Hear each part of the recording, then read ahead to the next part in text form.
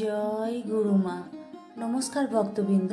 কলিযুগের জীবন্ত শিব পরম যোগী বাবা লোকনাথের চরণে প্রণাম জানিয়ে শুরু করছি আজকের বিশেষ ভিডিও। রণে বনে জলে জঙ্গলে যেখানেই বিপদে পড়িবে আমাকে স্মরণ করিও, আমিই রক্ষা করিব। ভক্তদের দেওয়া বাবার এই অভয়বাণী আজ কোটি কোটি মানুষের জীবনের পরম আশ্রয়। 2026 সালের 4 সেপ্টেম্বর পবিত্র শ্রীকৃষ্ণ জন্মাষ্টমী তিথিতে বাবা লোকনাথের শুভ আবির্ভাব দিবস বা জন্মোৎসব উপস্থিত হয়েছে। আজকের ভিডিওতে আমরা জানব এই বিশেষ দিনের অমৃত যোগ ও মহেন্দ্র যোগের সময়সূচি, ঘরে কিভাবে সহজ সরল পদ্ধতিতে লোকনাথ বাবার পূজা করবেন এবং বাবার মন্ত্র, এই সব কিছু আজ আপনাদের সঙ্গে আলোচনা করতে চলেছি।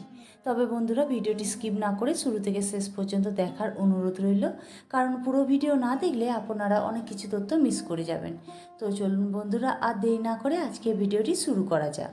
শাস্ত্রে বলা হয় এই বিশেষ দিনে এমন কিছু সময় থাকে যা আধ্যাত্মিক সাধনা, জপ এবং পূজার জন্য সর্বোত্তম। একেই বলা হয় অমৃত যোগ এবং মহেন্দ্র যোগ। এই শুভ যোগে বাবার পূজা বা নাম জপ করলে জীবনের সমস্ত বড় বড় বাধা বিপত্তি কেটে যায়, সংসারে সুখ শান্তি বজায় থাকে। তাই 4 সেপ্টেম্বর সারা দিনের মধ্যে শুভ মুহূর্ত দেখে আপনারা বাবার আরাধনা সম্পন্ন করতে পারেন। মনে রাখবেন, আড়ম্বর নয়, শুদ্ধ মনে ভক্তি ভরে এই শুভ সময়ে বাবার কাছে প্রার্থনা করলে বাবার অসীম কৃপা লাভ করা সম্ভব হয়। বন্ধুরা, 2026 সালের এই পবিত্র দিনে অমৃত যোগের চমৎকার সব শুভ মুহূর্ত রয়েছে। আপনারা যদি সকাল সকাল পূজায় বসতে চান তবে সকাল 7টা 3 মধ্যে বসুন, অথবা সবচেয়ে ভালো সময় হলো সকাল 7টা 52 থেকে সকাল 10টা 19 মধ্যে। এছাড়া দুপুর 12টা 45 থেকে দুপুর 2টো 23 এবং বৈকাল 4টে থেকে বৈকাল 5টা 51 মধ্যে, এবং রাত্রি 7টা 12 থেকে 8টা 47 মধ্যে, ও রাত্রি 3টে 4 থেকে 3টে 53 মধ্যে। বন্ধুরা, মহেন্দ্র যোগের সময় রয়েছে রাত্রি 10টা 21 থেকে রাত্রি 11টা 8 মধ্যে, ও 3টে 53 থেকে ভোর রাত 5টা 23 মধ্যে। বাবা লোকনাথ বাহ্যিক লোক দেখানো পূজা পছন্দ করতেন না, তিনি ভক্তের হৃদয়ের ভক্তি দেখতেন।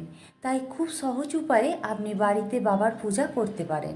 পূজার দিন সকালে উঠে স্নান সেরে পরিষ্কার সাদা বা হলুদ রঙের পোশাক পরিধান করুন। বাড়ির উত্তর বা পূর্ব দিকে মুখ করে লোকনাথ বাবার ছবি বা মূর্তি স্থাপন করুন। বাবা লোকনাথকে সবসময় একটি পরিষ্কার কাঠের আসনে বা পিঁড়িতে বসাবেন। বাবা লোকনাথকে শিবের অবতার মনে করা হয়, তাই বাবার পুজোয় নীল শাপলা বা যে কোনো নীল ফুল এবং বেলপাতা অবশ্যই অর্পণ করবেন। বাবা লোকনাথের সবচেয়ে প্রিয় ভোগ হলো মিছরি এবং মাখন। এছাড়া আপনি সাধ্যমতো কালো জাম, তালশাঁস বা যে কোনো ঋতুফল এবং ঘরের তৈরি লুচি সুজি নিবেদন করতে পারেন। বাবার সামনে একটি ঘিয়ের প্রদীপ এবং সুগন্ধি ধূপ জ্বেলে দিন। প্রদীপের আলো মনের অন্ধকার দূর করে এবং ইতিবাচক শক্তি নিয়ে আসে। একটি পাত্রে বা ঘটিতে গঙ্গাজল রাখুন। সেই জলে সামান্য চন্দন ও ফুল দিয়ে বাবার চরণে উৎসর্গ করুন। পূজার সময় অন্তত 5 থেকে 10 মিনিট একদম শান্ত হয়ে বসুন। বাবার ধ্যানের ছবিটির দিকে তাকিয়ে মনে মনে ওনার দিব্য রূপ স্মরণ করুন। এরপর ওম নমো ভগবতে লোকনাথায় মন্ত্রটি বাবা লোকনাথ ব্রহ্মচারীর প্রণাম বা স্মরণ মন্ত্র হিসেবে জপ করা হয়।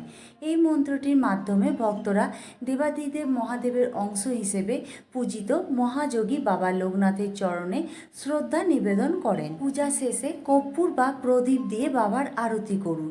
এই সময় 3বার শঙ্খধ্বনি করা অত্যন্ত শুভ বলে মনে করা হয়। সম্ভব হলে পূজার সময়টুকু উপবাস রাখুন। পূজা সম্পন্ন হওয়ার পর প্রথমে বাড়ির গুরুজনদের, তারপর পরিবারের সবাইকে বাবার প্রসাদ বিতরণ করুন। বন্ধুরা, বাবা লোকনাথের কৃপায় 2026 সালের এই পবিত্র আবির্ভাব উৎসব আপনার এবং আপনার পরিবারের জীবনে সুখ, শান্তি ও আরোগ্য বয়ে নিয়ে আসুক, এটাই প্রার্থনা করি। বাবার প্রতি আপনার ভক্তি প্রকাশ করে কমেন্ট বক্সে অবশ্যই লিখুন জয় বাবা লোকনাথ। আজকের ভিডিওটি ভালো লাগলে এবং উপকারী মনে হলে একটি লাইক দিন এবং আপনার প্রিয়জনের সাথে শেয়ার করতে ভুলবেন না। এই ধরনের আরও আধ্যাত্মিক ও ধর্মীয় ভিডিও পেতে আমাদের চ্যানেলটি এখনই সাবস্ক্রাইব করে বেল আইকনটি প্রেস করে রাখুন। সবাই ভালো থাকুন, সুস্থ থাকুন। জয় বাবা লোকনাথ।